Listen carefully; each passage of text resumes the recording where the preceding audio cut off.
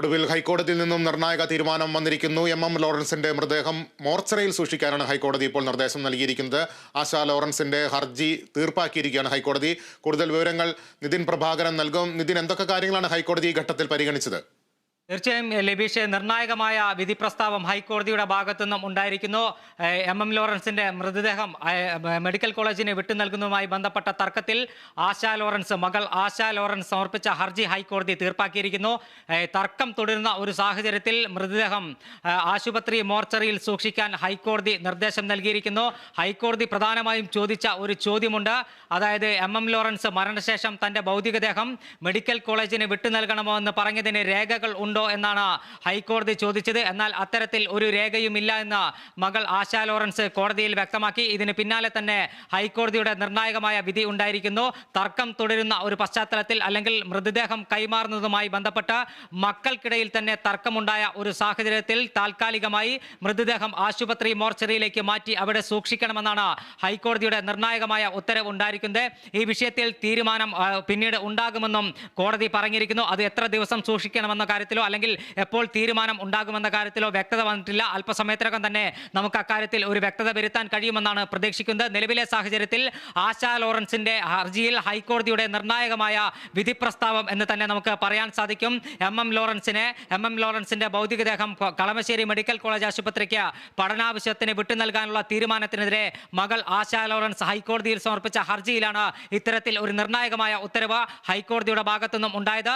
M ലോറൻസിന്റെ ഭൗതികദേഹം താൽക്കാലികമായി ആശുപത്രി മോർച്ചറിയിലേക്ക് മാറ്റാനും സംസ്കാരം ഉൾപ്പെടെയുള്ള കാര്യങ്ങളിൽ, അല്ലെങ്കിൽ ഇത് ആശുപത്രിക്ക് വിട്ടു നൽകണമോ തുടങ്ങിയ കാര്യങ്ങളിൽ പിന്നീട് തീരുമാനമെടുക്കാമെന്നും കോടതി വ്യക്തമാക്കിയിരിക്കുന്നു. ലിബീഷ്, അതായത് നിതിൻ, ഈ എം ലോറൻസ് മൃതദേഹം പഠനാവശ്യത്തിന് വിട്ടു നൽകണം എന്ന കാര്യത്തിൽ രേഖയില്ല, അല്ലെങ്കിൽ മൃതദേഹം ഏത് രീതിയിൽ സംസ്കരിക്കണം എന്ന കാര്യത്തിൽ വ്യക്തമായൊരു രേഖ ഹാജരാക്കാൻ അവർക്ക് സാധിച്ചില്ല. അവരെന്തൊക്കെ കാര്യങ്ങളാണ് ഹൈക്കോടതി അറിയിച്ചത്?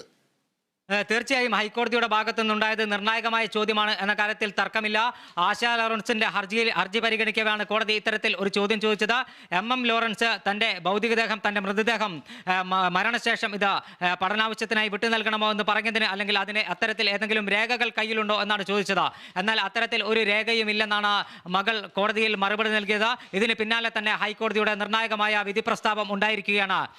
ഇന്ന് ഉച്ചയ്ക്ക് ഒന്നരയോടുകൂടിയാണ് ആശാ ലോറൻസ് ഈ മൃതദേഹം മെഡിക്കൽ കോളേജിന് കൈമാറുന്നതുമായി ബന്ധപ്പെട്ട് ഹൈക്കോടതിയിൽ ഹർജി സമർപ്പിച്ചത്. 3 മണിയോടുകൂടി 2:50 ഹൈക്കോടതി ഈ ഹർജി പരിഗണനയ്ക്കെടുത്തു. 3:15 ഹൈക്കോടതിയുടെ ഭാഗത്തുനിന്നും നിർണായകമായ ഉത്തരവുണ്ടായിരിക്കുന്നു.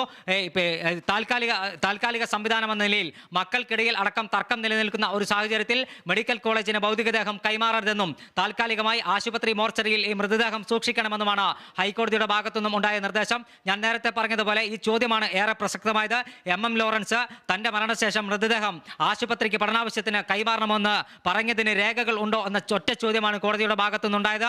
എന്നാൽ അത്തരത്തിൽ ഒരു രേഖകളും ഇല്ല എന്ന് മകൾ കോടതിയെ അറിയിക്കുകയും ചെയ്തു. അതിനുശേഷമാണ് ഈ വിധി പ്രസ്താവം വന്നിരിക്കുന്നത്. ലിബീഷ്, അതായത് എറണാകുളം മെഡിക്കൽ കോളേജ് മോർച്ചറിയിൽ മൃതദേഹം സൂക്ഷിക്കുന്നു. പിന്നീട് ആശാ ലോറൻസിന്റെ ഭാഗം കൂടുതൽ കേൾക്കാൻ തന്നെയാണോ ഹൈക്കോടതിയുടെ ഒരു തീരുമാനം ഉണ്ടായിരിക്കുന്നത്?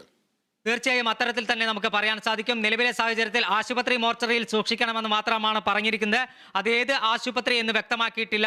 ആശുപത്രി മോർച്ചറിയിൽ മൃതദേഹം സൂക്ഷിച്ച ശേഷം പിന്നീട് ഇക്കാര്യത്തിൽ തീരുമാനമെടുക്കാമെന്നാണ് കോടതി പറഞ്ഞത്. സ്വാഭാവികമായും മൃതദേഹം അധിക ദിവസമൊന്നും മോർച്ചറിയിൽ സൂക്ഷിക്കാൻ കഴിയില്ല. എത്രയും വേഗത്തിൽ തന്നെ ഇക്കാര്യത്തിൽ നാളെയോ മറ്റന്നാളോ തന്നെ ഇക്കാര്യത്തിൽ കോടതിക്ക് ഒരു തീരുമാനം എടുക്കേണ്ടി വരും.